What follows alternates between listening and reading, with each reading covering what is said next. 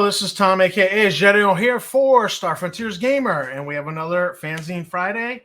Running a little late today due to technical difficulties.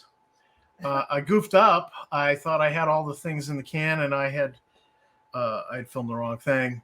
So we still wanted to stay on target with Fanzine number 19. So here we are with Star Frontiersman 19. This will be the first one that I was not actively working on because I had helped found Frontier Explorer, and so I mean, obviously, I like this piece of artwork.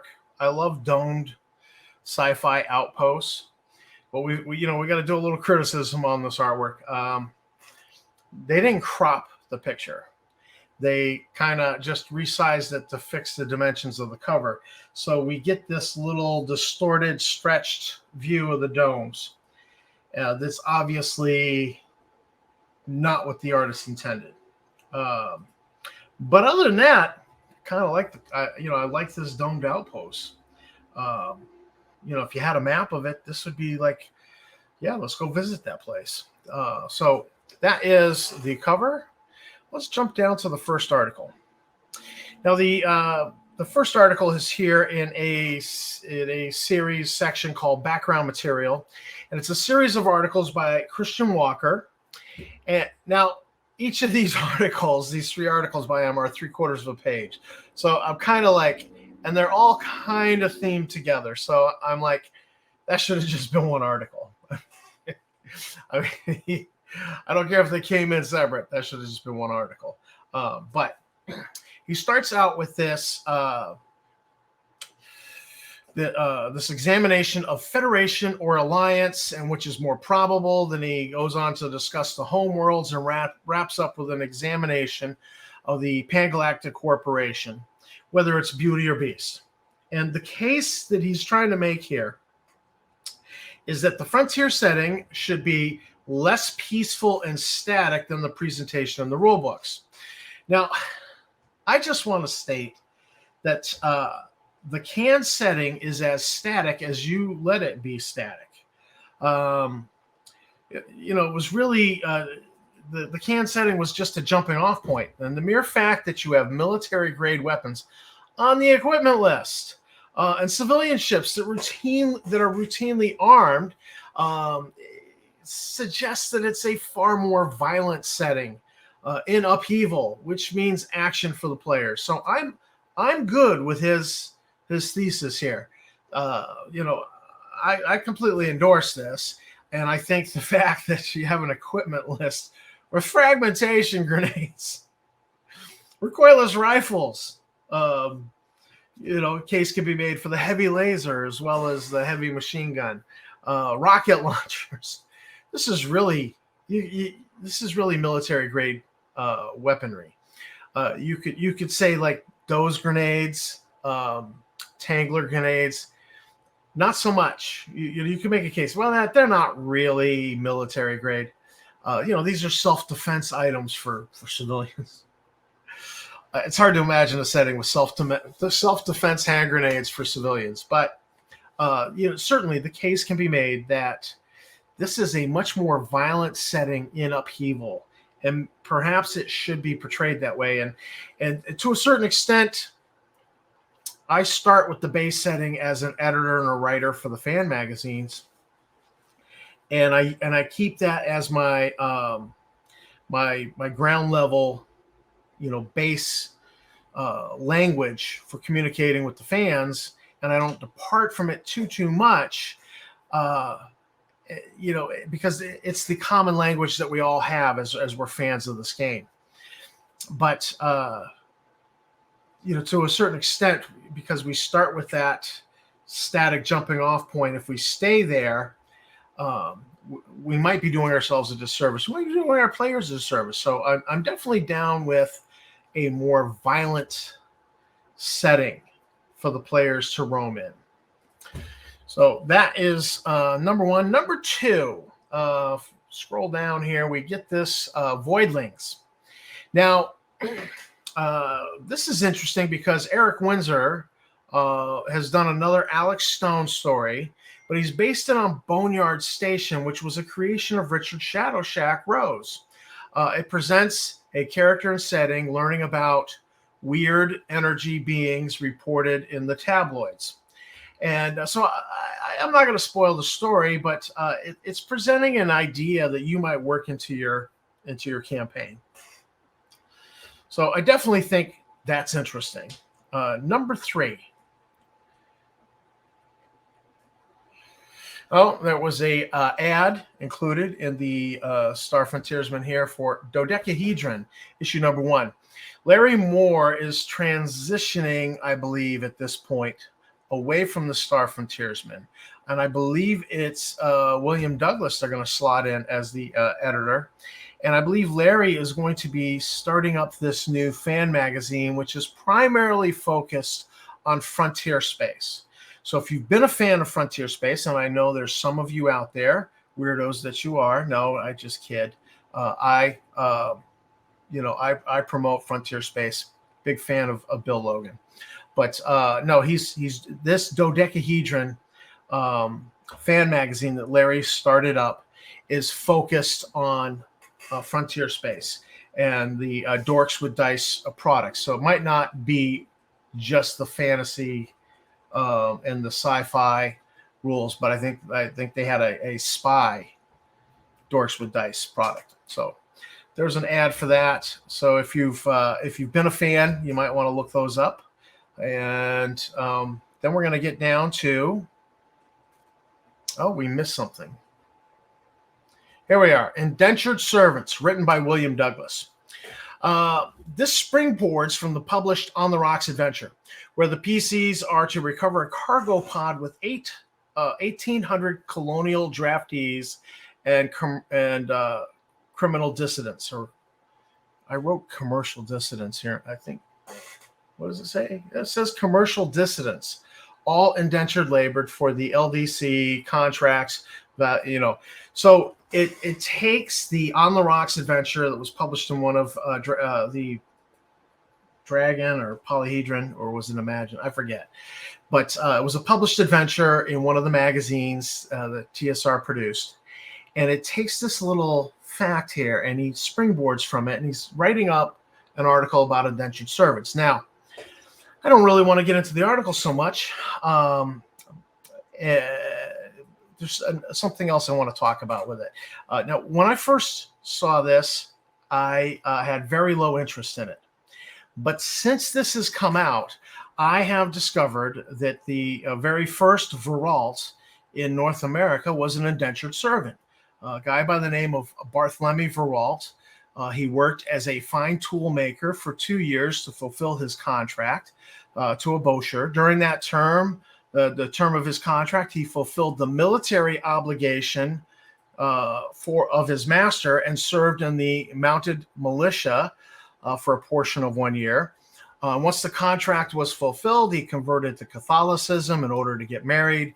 He bought a farm outside Montreal. And I talk about this ancestor's experiences because they're a seed to build a campaign. And you could build a colonial campaign where the player characters are indentured servants working off a contract.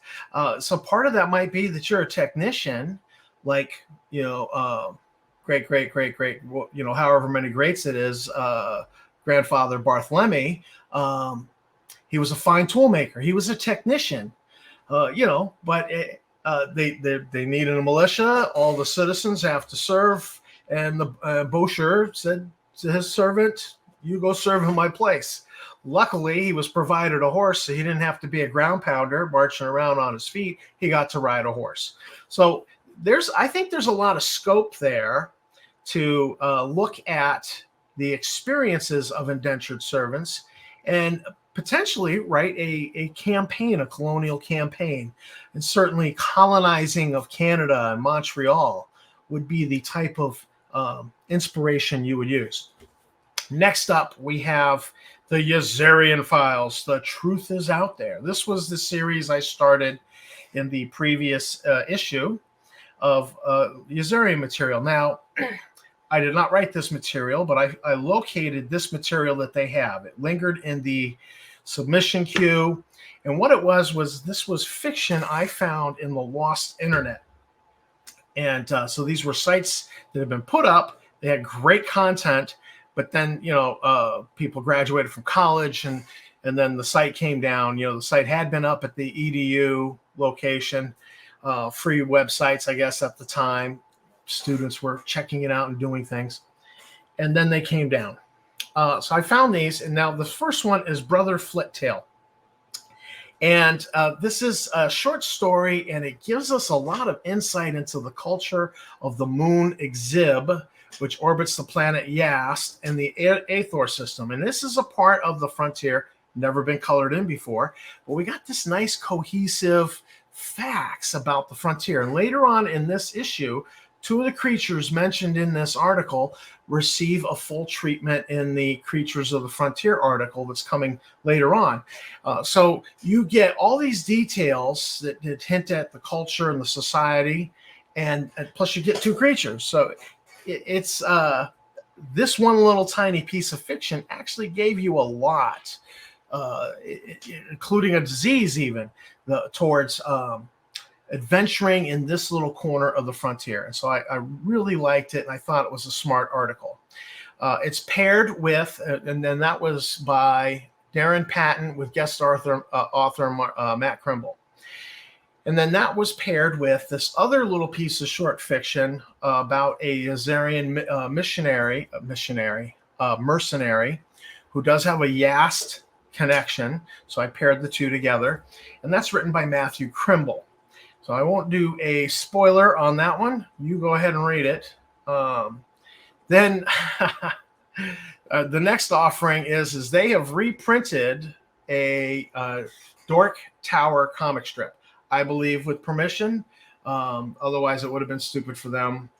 So yeah, down here, small print. Thank you, John, for not forgetting all of us hopelessly forgotten Star Frontiersmen. So this comic strip has 2 nerds who are complaining about editions. They're talking about like the 8th edition of the rules. And then the guy shouts out loud to his friend, "How much abuse can any fan take from a game?"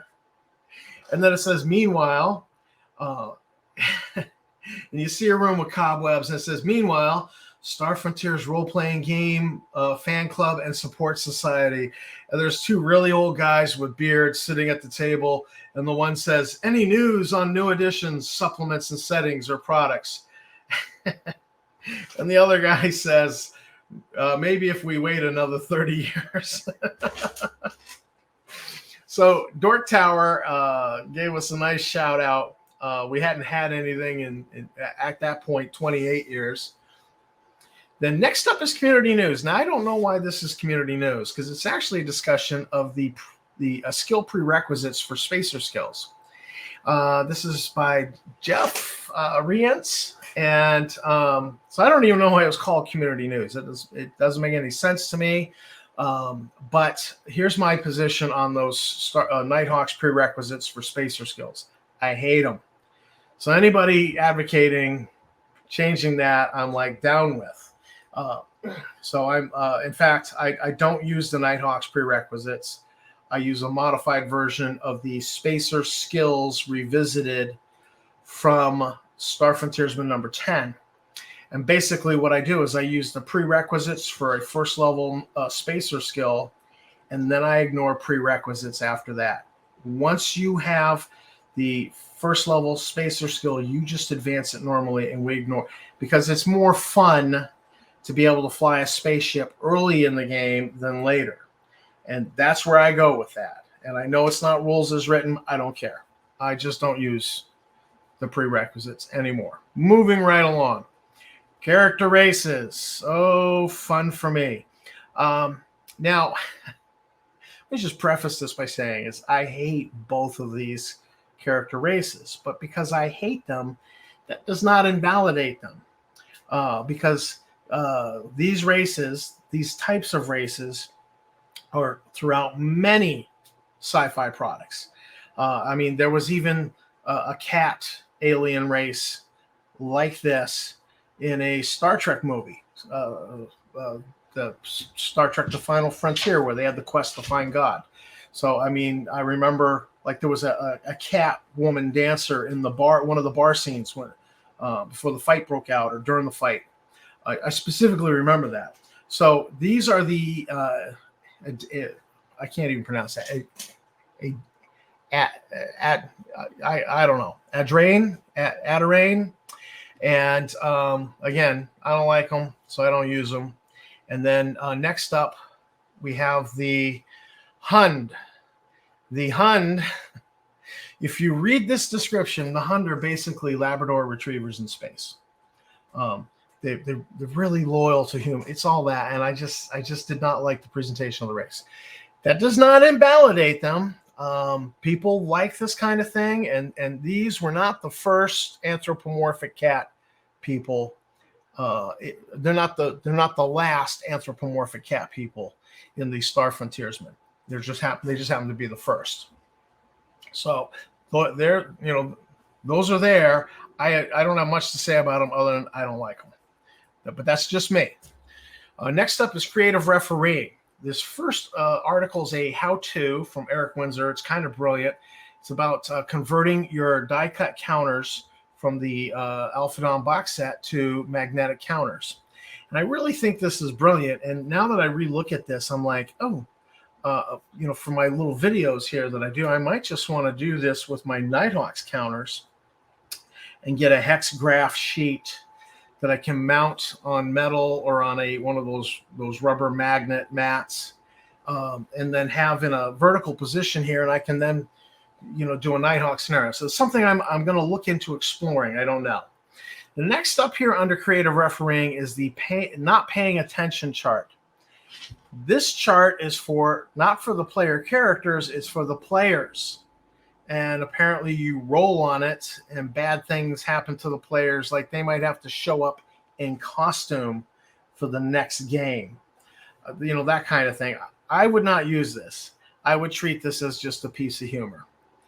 And now here we are with the Creatures of the Frontier. This is like a mini monster manual. It's written by Darren Patton, and you have illustrations by Shell. And these illustrations are just gorgeous. I love his work. And every one of these illustrations, he has really striven to match the description of the creatures. And that's not easy. So you get props to Shell. He did a great job with these. And, there's some interesting things here. I want to point out specifically, here's the Desult, the Flittail that was described in that Brother Flittail fiction. And scrolling down, here we have the Medib, the Stingfly from that as well.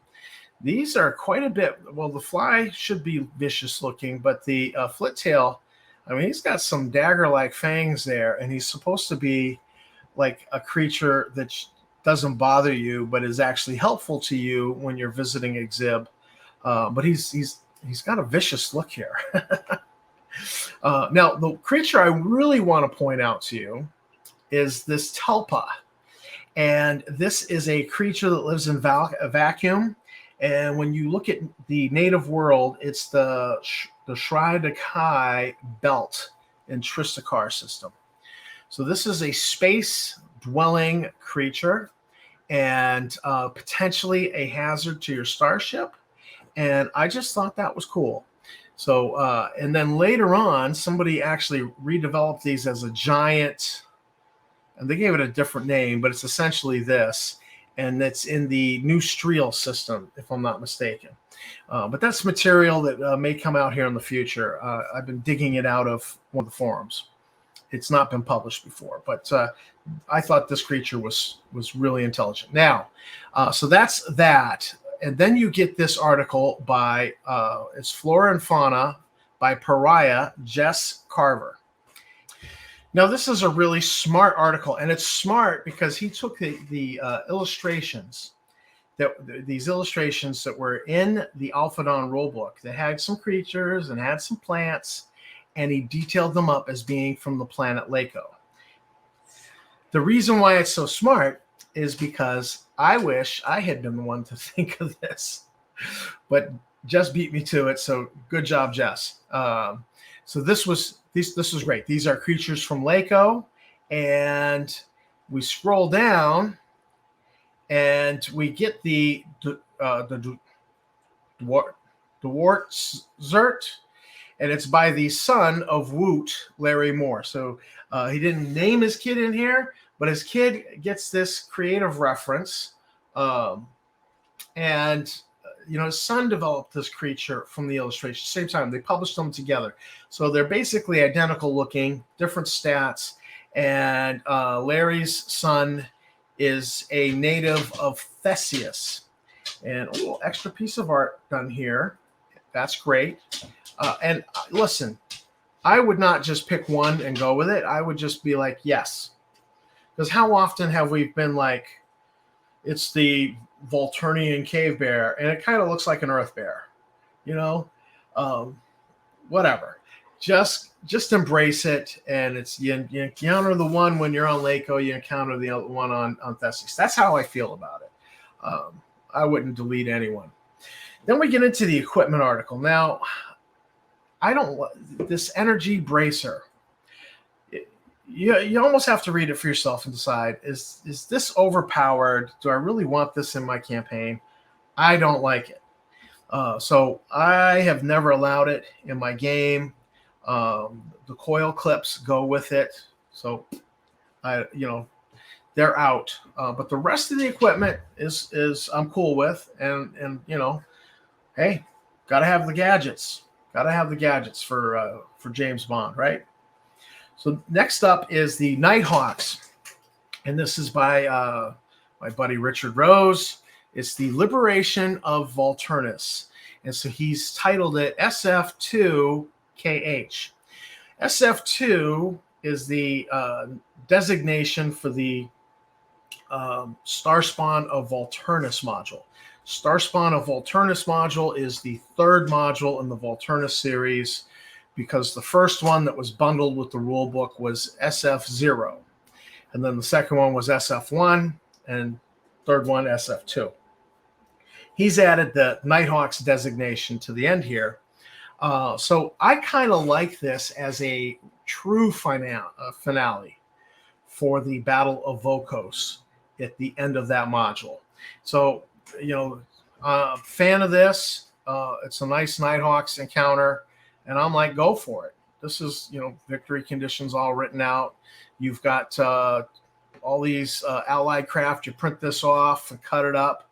You've got stat cards for every ship in the action. And then classifieds. And the one thing to point out here, classifieds, is we get another Torrida classified. This is a little ominous. I mean, it says, the being known as Cesara died of an apparent suicide yesterday at the Highlight Hotel on Triad. He apparently jumped out of the 8th story window to his death. No further investigation by local authorities will be forthcoming. Torrida. I mean, that alone would trigger some investigation. But we get some more Torrida even here in issue 19. So that is Star Frontiersman number 19. And I believe this is the last magazine from this point on that I have a fingerprint on, because of the Yazirian Files that I just let linger in the submission queue, and they ended up here. So this is Tom for Star Frontiers Gamer. I want to thank you for watching my video. I want to thank my subscribers. You guys are great. And I will see you in the frontier.